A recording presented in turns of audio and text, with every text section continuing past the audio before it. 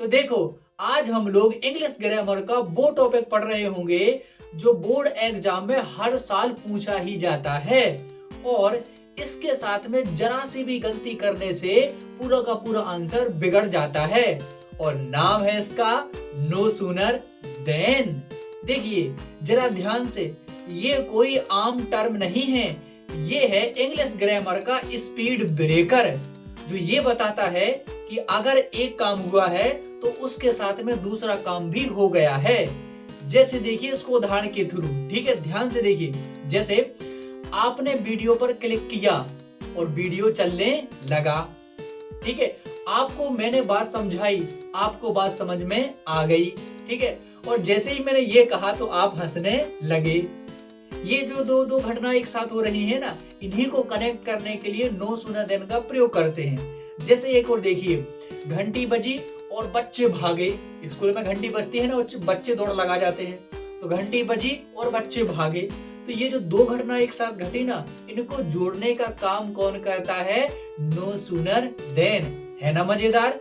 तो चलिए जल्दी से नो सूनर देन को बेहतरीन तरीके से समझ लेते हैं। और कोई भी बोर्ड एग्जाम हो, चाहे आपकी क्लास 9th हो, 10th हो, 11th हो, 12th हो, हर क्लास के लिए बहुत ही इंपॉर्टेंट है। तो चलिए जल्दी से पढ़ लेते हैं। तो सबसे पहले हम लोग समझ लेते हैं कि ये नो सूनर देन आखिर चीज है क्या।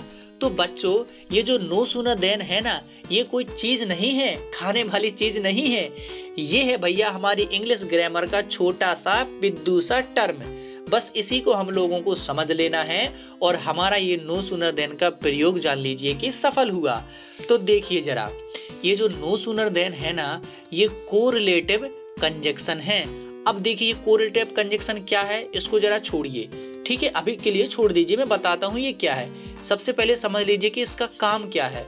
तो ये देखिए क्या करता है, दो क्लाउज यानी कि दो वाक्यांशों को, आप क्लाउज का यहाँ पर देखिए मतलब वो कोई भरकम चीज नहीं है। क्लाउज का मतलब है छोटे छोटे वाक्यांश यानी कि छोटे छोटे सेंटेंसेस। ओके, देखिए तो ये क्या करता है, दो क्लाउज यानी कि दो वाक्यांशों को जोड़ता है और सभी को नहीं जोड़ता है, केवल उन्हीं को जोड़ता है जो एक के बाद तुरंत दूसरा कार्य होने को दर्शाते हैं। यानी कि जैसे ही कुछ हुआ वैसे ही दूसरा काम हो गया, ठीक है। तो इस प्रकार के सेंटेंसेस को जोड़ने का ये काम करता है।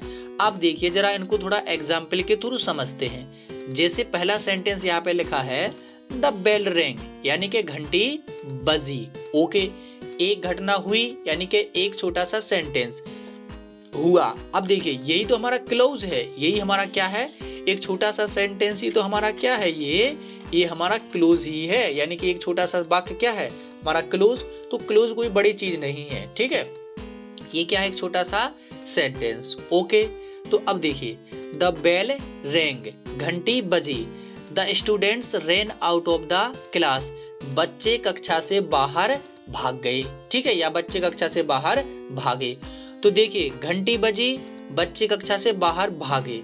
तो एक घटना यहाँ पर हुई कि घंटी बजी, दूसरी इस घटना के प्रभाव इस पे हुआ कि बच्चे बाहर भाग गए। तो ये घटना एक दूसरे से रिलेटेड है ना, यानी कि एक का प्रभाव दूसरी घटना पर पड़ रहा है। घंटी बजी, बच्चे बाहर भागे, घंटी बजी, बच्चे बाहर भागे। तो ये एक घटना दूसरी घटना से रिलेटेड है ना। तो ऐसे ही सेंटेंसेस को बोल देते हैं कोरिलेटिव सेंटेंसेस। अब इनको यदि हमें दो अलग अलग सेंटेंस इनको जोड़ना है तो इनको हम लोग जोड़ देते हैं किससे भैया, नो सूनर देन से। और सारे भी कंजक्शन होते हैं जो कि इन सेंटेंसेस को जोड़ने का काम करते हैं, लेकिन फिलहाल हम किसको समझ रहे हैं, केवल नो सूनर देन को, ठीक है। तो अब आप लोग समझ गए होंगे कि इसको कोरिलेटिव कंजक्शन क्यों कहते हैं। कंजक्शन मतलब होता है सीधा सीधा मतलब जोड़ना। तो ये कोरिलेटिव कंजक्शन यानी कि ऐसे दो सेंटेंसेस को जोड़ता है जिनका एक का संबंध दूसरे सेंटेंस से होता है। जैसे कि इसका है घंटी बजी, बच्चे बाहर भागे, घंटी बजी, बच्चे बाहर भागे। तो एक घटना का प्रभाव दूसरी घटना पर यहाँ पर होता है। अब देखिए इसको मैं डायरेक्ट यहाँ पर जोड़ करके बताता हूँ, ठीक है, और मैं इसको आप लोगों को स्ट्रक्चर के थ्रू, बहुत सारे उदाहरण के थ्रू भी आप लोगों को अच्छे से एक्सप्लेन करूंगा।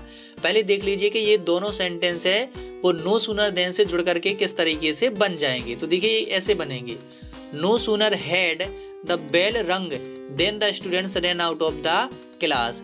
जैसे ही घंटी बजी छात्र कक्षा से बाहर भागे या भाग गए। ठीक है, तो ये कुछ इस तरीके से जुड़ जाते हैं।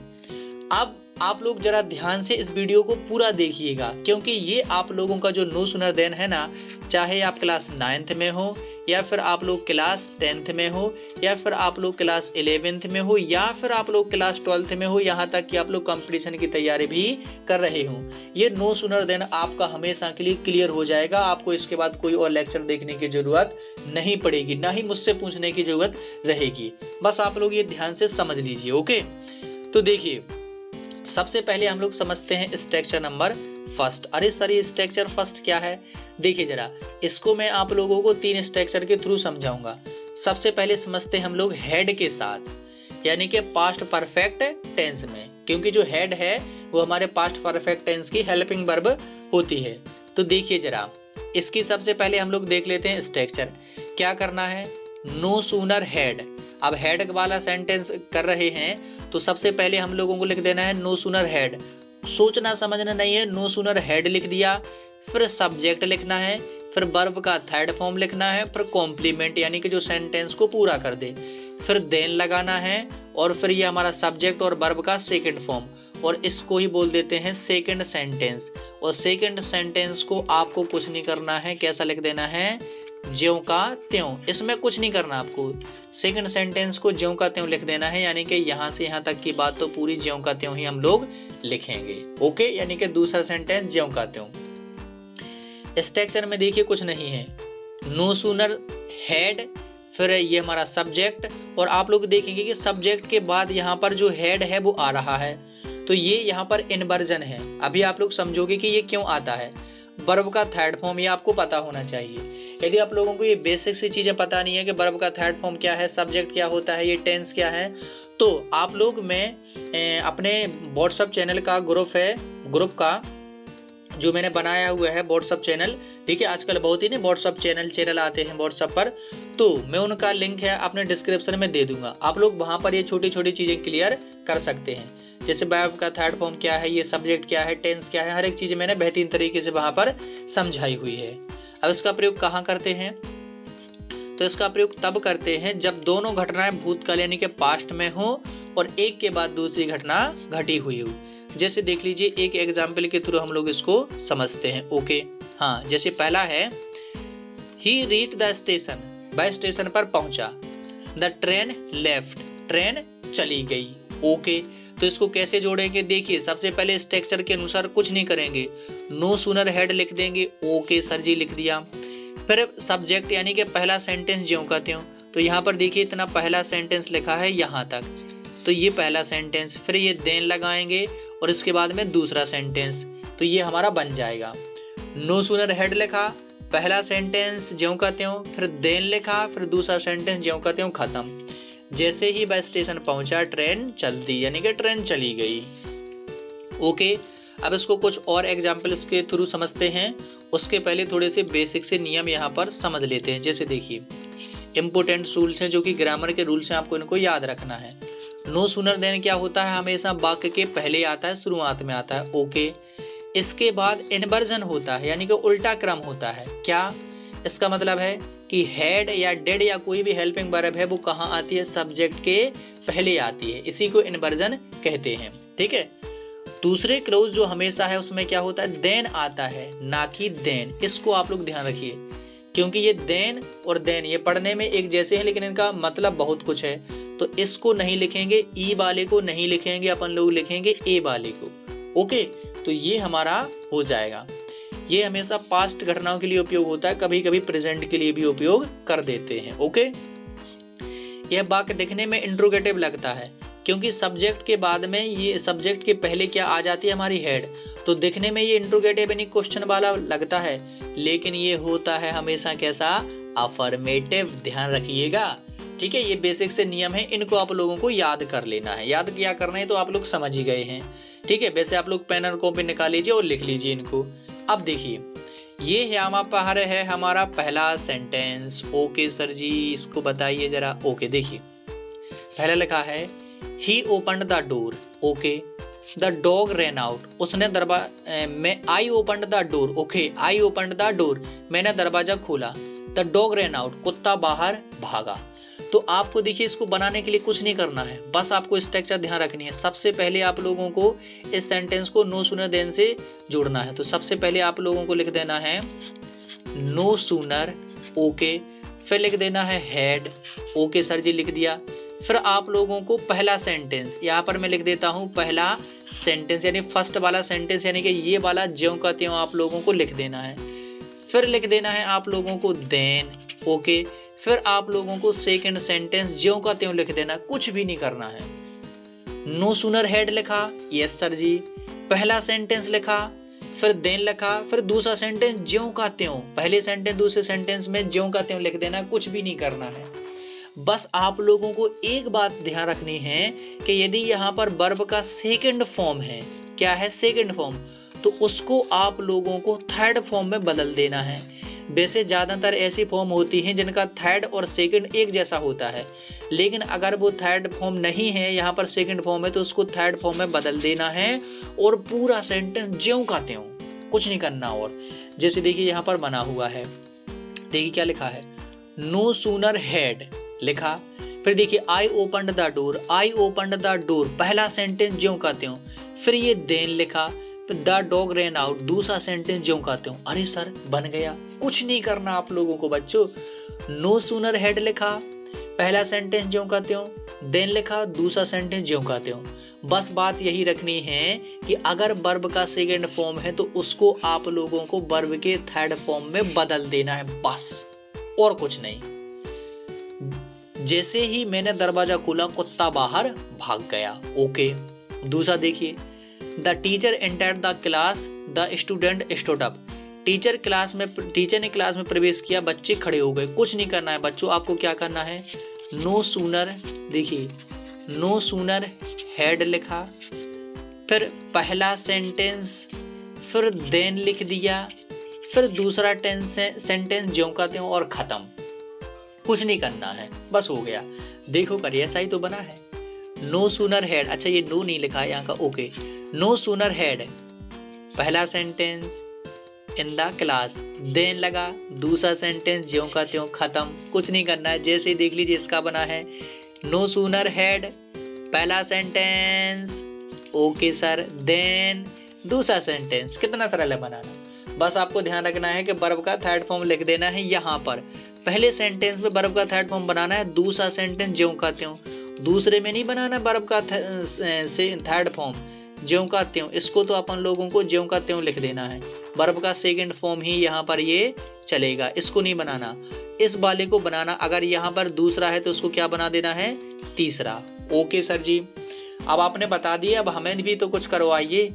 ओके बच्चों, अब आप लोगों की बारी, तो आप लोग इन सेंटेंसेस को मुझे अभी यहाँ पर करके बताएंगे। ये आपका क्या है, CW। वीडियो को पॉज कीजिए और इन सभी को कर दीजिए। करने के लिए आपको क्या करना, कुछ भी नहीं करना है। देखिए प्यार से आपको क्या लिख देना है, नो सूनर, यस सर, फिर लिख देना है हैड, यस सर, फिर पहला सेंटेंस, ओके सर जी, फिर लिख देना है देन, फिर लिख देना है दूसरा सेंटेंस, खत्म। बस पहले सेंटेंस में अगर वर्ब है वो सेकंड फॉर्म में दी गई है तो उसको किस में बदल देना है, थर्ड फॉर्म में, बस ओके हो गया।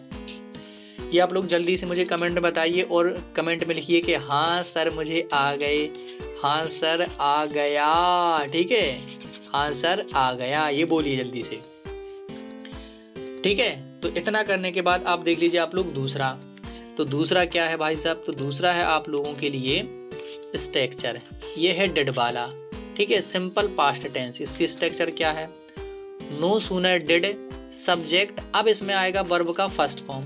अब देखिए एक्चुअली यहाँ पर डिड आ गया, डिड मतलब होता है पास्ट इंडेफिनिट की हेल्पिंग वर्ब, तो डिड आ गया है तो इसके अनुसार हम लोग लगाएंगे वर्ब का फर्स्ट फॉर्म, ये आपको ध्यान रखना है। कॉम्प्लीमेंट देन और सेकंड सेंटेंस देन के बाद ज्यों का त्यों, ये यहाँ पर सब्जेक्ट और वर्ब का सेकंड फॉर्म लिखा है, यानी कि एस का यहाँ पर मतलब है सेकंड सेंटेंस ज्यों का त्यों, इसके साथ में कोई छेड़खानी नहीं करनी है, ज्यों का त्यों, ओके। जैसे देख लीजिए इसका प्रयोग करते हैं कहाँ, सिंपल पास्ट टेंस में, और हम पास्ट परफेक्ट का प्रयोग ना करना चाहें, अपने मन में है कि मुझे पास्ट परफेक्ट का नहीं करना है, यानी कि हेड के साथ नहीं बनाना है, तो आप लोग डिड के साथ में भी इसको बना सकते हो, बस वर्ब का फर्स्ट फॉर्म लिख करके। ठीक है, इसके लिए आपको वर्ब का फर्स्ट फॉर्म आना चाहिए। जैसे देखिए एक एग्जाम्पल देख लीजिए यहाँ पर, ही reached home, okay, it started raining, जैसे वह घर पहुंचा, पानी बरसना शुरू हो गया। तो देखिए नो सूनर डिड, अब आप लोगों को डिड से बना रहे हैं तो क्या लिख देना है, सबसे पहले नो सूनर डिड, फिर दूसरा सेंटेंस ही रीच, लेकिन दूसरे सेंटेंस में आपको रीच्ड का क्या बनाना है, वर्ब का फर्स्ट फॉर्म, ये आपको ध्यान रखना है। यहाँ पर आपको वर्ब का फर्स्ट फॉर्म बना करके लिखना है, रीच होम, फिर देन, और दूसरा सेंटेंस ज्यों कहते हो, देख लीजिए दूसरा सेंटेंस इट स्टार्टेड रेनिंग, दूसरा सेंटेंस ज्यों कहते हो, यानी कि वर्ब का इसको नहीं बदलना है, इसको फर्स्ट फॉर्म नहीं करना है, ये ज्यों कहते हो। ओके, जैसे ही वह घर पहुंचा बारिश शुरू हो गई। तो ये हो जाएगा हमारा डिड वाले का। अब देख लीजिए हमारे स्ट्रक्चर नंबर 3 जो कि है डज के साथ में, यानी कि कभी कभी प्रेजेंट में भी इसका कर देते हैं। तो स्ट्रक्चर क्या है, नो सूनर डज, अब डज के साथ में भी ये भी हमारा प्रेजेंट इंडेफिनिट है, तो वर्ब का फर्स्ट फॉर्म होगा और कंप्लीमेंट और देन के बाद में सेकंड सेंटेंस वर्ब के फर्स्ट फॉर्म के साथ, इसको ध्यान रखना है, वर्ब के फर्स्ट फॉर्म के साथ ज्यों का त्यों। ओके सर जी, देख लीजिए इसका प्रयोग तब करते हैं जब दोनों घटना कहाँ पर हो, प्रेजेंट टेंस की हैबिट को बताती हो या रिपीटेड एक्शन में हो। जैसे कि सी कम्स होम, वह घर आती है, सी इट्स स्टार्ट्स कुकिंग, और वह खाना बनाना शुरू करती है। ओके, तो इसका बन जाएगा नो सूनर डज, देखिए स्ट्रक्चर के अनुसार no sooner does she come home. अब देखिए कम्स है तो यहाँ पर हमें वर्ब का क्या बनाना है, फर्स्ट फॉर्म, देन सी स्टार्ट्स कुकिंग, और यहाँ पर भी हमें क्या बना देना है, वर्ब का फर्स्ट फॉर्म। अब देखिए फर्स्ट फॉर्म तो बनाना है, लेकिन वो किसके साथ में बनाना है, यहाँ पर इस सब्जेक्ट के अनुसार बनाना है। तो ये सब्जेक्ट सिंगुलर है ना, तो सिंगुलर सब्जेक्ट के साथ में यहाँ पर वर्ब में ऐसे ही एस लगता है, इसलिए ये हो गया स्टार्ट्स कुकिंग। ओके, ये आपको ध्यान रखना है कि यहाँ पर जो सब्जेक्ट के अनुसार आपको एस या ई एस वर्ब में लगा देना है। तो जैसे ही वह घर आती है खाना बनाना शुरू कर देती है। ओके, तो ये हो गया भैया हमारा छोटा सा टॉपिक जो कि था नो सूनर देन के बारे में। अब यहाँ पर आप लोगों को हर एक फंडा क्लियर हो गया होगा कि हेड के साथ में कैसे करते हैं, और यहाँ पर हम लोग हेड के साथ में कैसे करते हैं, डिड के साथ में कैसे करते हैं, और हम लोग क्या किसके साथ में कैसे करते हैं, डज के साथ में कैसे करते हैं। ओके, तो देखिए जरा, अब यहाँ पर इसको आप लोग छोड़ दीजिए कमेंट और प्रॉब्लम, इसको देखिए जरा, मैं एक बार आपको समरी बता देता हूँ। हेड के साथ में क्या होगा, हेड के साथ में आपको कुछ नहीं करना है, दोनों सेंटेंस पास्ट में होंगे। तो ओके, इसको आपको क्या करना है, नो सूनर लिखा, हेड लिखा, आप लोगों को क्या करना है, पहला सेंटेंस लिख दिया एस सर, इसके बाद में आपने देन लिखा ओके सर, फिर दूसरा सेंटेंस ज्यों कहते हो। अगर यहाँ पर पहले सेंटेंस में वर्ब सेकंड फॉर्म में है तो उसको किस फॉर्म में बदलेंगे, थर्ड फॉर्म में। ओके सर जी, अगर कहीं पर हमारा डिड आ गया तो क्या कर देंगे सर जी, नो सूनर लिखेंगे। अब मैं लिख कर क्यों बता रहा हूँ, नो सूनर, ये एन, no sooner, okay, no sooner, तो यहाँ पर हम लोग डिड लगाएंगे और पहला सेंटेंस लिखेंगे, लेकिन पहले सेंटेंस में हम लोग क्या करेंगे, यहाँ पर वर्ब का फर्स्ट फॉर्म लिखेंगे। कैसा फॉर्म, फर्स्ट फॉर्म, इसके बाद में सेंटेंस, फिर ये हमारा देन आ जाएगा, और दूसरा सेंटेंस यहाँ पर ज्यों का त्यों। ओके, ज्यों का ये होगा क्या, त्यों, ये होगा हमारा ज्यों का त्यों। ओके सर जी, अब यहाँ पर डज वाले का आप लोग यहाँ पर लिख के बताएंगे कि इसमें क्या है, कमेंट कीजिए आप लोग। ओके, तो ये था हमारा भैया छोटा सा नो सूनर देन का प्रयोग। अब आप लोग यहाँ पर कमेंट योर प्रॉब्लम, आपकी प्रॉब्लम नो सूनर देन से बस एक कमेंट के पीछे है। आप लोग कमेंट करेंगे, आपकी नो सूनर देन की जो कोई प्रॉब्लम यदि रह जाती है तो आपकी 100% यहाँ पर सॉल्व मैं कर दूंगा। बस एक कमेंट, आपकी प्रॉब्लम दूर। ठीक है, तो आप लोग ये डज वाला कमेंट में लिखिए, अपनी कॉपी में भी लिख सकते हैं। और मैं मिलता हूँ आप लोगों को एक नए ग्रामर के धमाकेदार रूल्स के साथ। तब तक के लिए पढ़ते रहिए, मस्त रहिए और खुश रहिए।